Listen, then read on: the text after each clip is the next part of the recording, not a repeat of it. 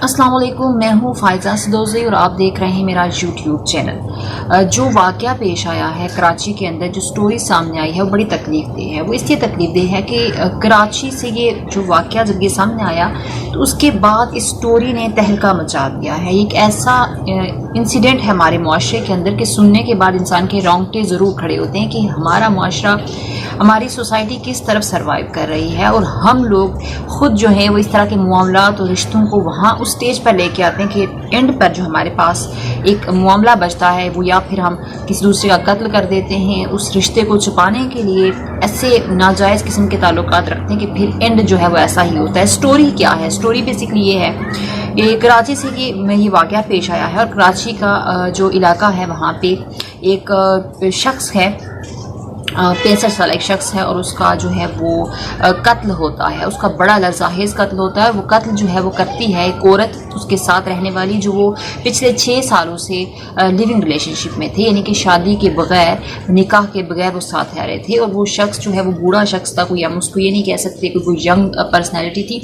और उस शख्स के साथ ये सारा सिनारियो पेश आया है और इसमें कौन शख्स कसूरवार है वो आप पे छोड़ देते हैं हम लोग कि क्या आप इसका नतीजा अखज़ करते हैं। लेकिन होता क्या है? वाक़या ये है कि एक शख्स है 65 साल और 40 साल खूबरू जो है औरत, एक लड़की जो है वो इसका कत्ल कैसे करती है। होता ये है कि एक फ्लैट के अंदर पिछले 6 साल से ये मुकीम थे और 6 सालों में इनके बीच में तलहियाँ भी होती थी, झगड़े भी होते थे और शोर की आवाज़ें भी इस फ्लैट के अंदर से आती थी। ऐसा कहना है जहाँ वो जो भी इनके नेबर्स थे, जो भी अहले इलाका थे, जो भी अहले मल्ला थे, अहले इलाका थे, वो उनका ये कहना है। और अक्सर बहस जो होती थी वो खर्चे की बुनियाद पे होती थी कि औरत का ये शिकवा था कि तुम मुझे खर्चा नहीं देते। औरत का ये क्लेम था कि ये जो बंदा है, जो 65 साल शख्स है, जो शख्स डॉक्टर है जिसका कत्ल हुआ है, ये उसका हस्बैंड है और वो एक बच्ची के साथ रहती थी और वो क्लेम करती थी कि जो बच्ची है, छोटी बेटी है, ये इसकी है। लेकिन जब तहकीकात सामने आई तो उसमें ये पता चला कि ये बेटी इसकी अभी तक जो है वो उसने DNA टेस्ट नहीं करवाए, उसने मना कर दिया कि मैं नहीं करवा सकती और वो इनकारी है। होता यह है कि फ्लैट के बाहर से कुछ अज़ा मिलते हैं इंसानी जिस्म के और खून आते हुए नज़र आ रहा है उस घर के बाहर से। और चौकीदार जब ये सारा मंजर देखता है तो फिर वो इतला करता है पुलिस को, अहले इलाका को बताता है। अहले इलाका फिर जो है पुलिस से रब्ता करते हैं कि ये सारा वाक़या है, खून आ रहा है और इस तरह से इंसानी अज़ा काटे हुए मिल रहे हैं घर के बाहर से। और फिर जो है जब पुलिस पहुँचती है तो क्या देखती है? बड़ी तकलीफ दे चीज़ है कि उस शख्स की, उस 65 साल इंसान का जो है वो कत्ल हुआ है और उसके बाजू कटे हुए, बाजू की संदूकड़ी के बीच में पड़े हुए हैं और उसका सर पड़ा हुआ है, बाकी जो उसका दर्द है वो अलग नीचे वाले खाने में पड़ा हुआ है। और उसके साथ साथ जब वो आगे जाती है पुलिस मज़ीद इन्वेस्टिगेशन के लिए तो जो औरत होती है वो बेड पर, बड़ी खूबसूरत औरत, वो बेड पर पड़ी रहती है और उसने आइस का नशा किया होता है। जब उसे पूछते हैं कि ये इस तरह से कत्ल हुआ तो वो पूछती है पुलिस से कि आप लोग कौन हो, जहाँ पे क्यों आए हो, वैसे प्रिटेंड करने की कोशिश करती है। और जब तहकीकात होती है तो उसमें ये पता चलता है कि उसने आइस का नशा किया होता है और आइस का नशा जो है वो बहुत सख्त होता है, बहुत स्ट्रांग होता है, यानी इंसान को पागल कर देता है, पागलपन की हद तक। उसको नहीं पता होता कि वो क्या कर रहा है और क्या उससे, उसके हाथों से या उसके अमल से कितना गलत काम हो रहा है उसको नहीं पता लग रहा होता उस टाइम पे।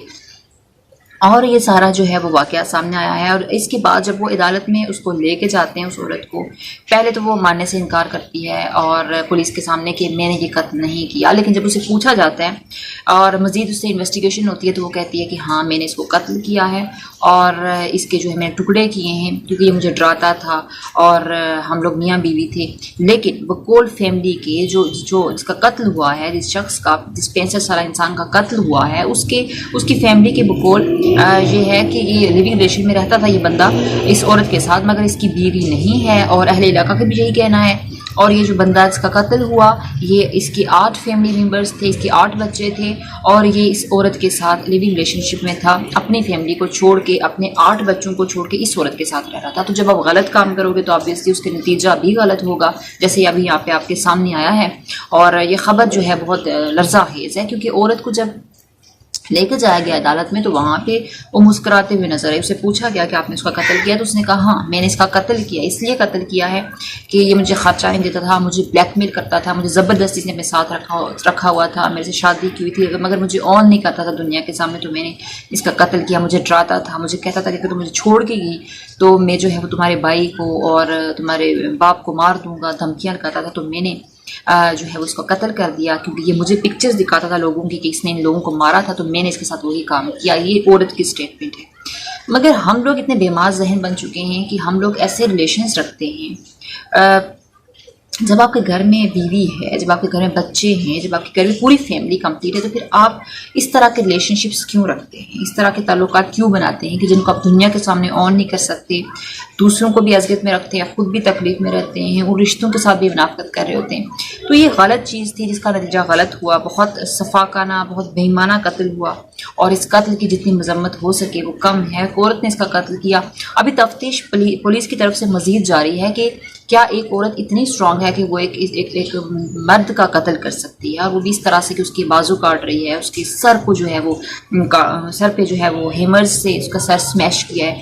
ابھی تک کی جو تحقیقات ہیں اس میں مزید انویسٹیگیشن ہو گئی کہ کیا یہ صرف اس عورت نے قتل کیا یا پھر اس کے ساتھ کوئی اور بھی انوالو تھا، کیا معاملہ تھا، یہ مزید تحقیقات ہوں گی. لیکن ابھی جو رپورٹ آئی ہے اس کے اندر جو ہے وہ بہت سارے معاملات سامنے آئے ہیں اور بڑی تکلیف دیں. اس کو ہیمر کے ساتھ، ہتھوڑے کے ساتھ اس کے سر کو سمیش کیا گیا، اس کے اندر سے کھوپڑی نظر آ رہی تھی.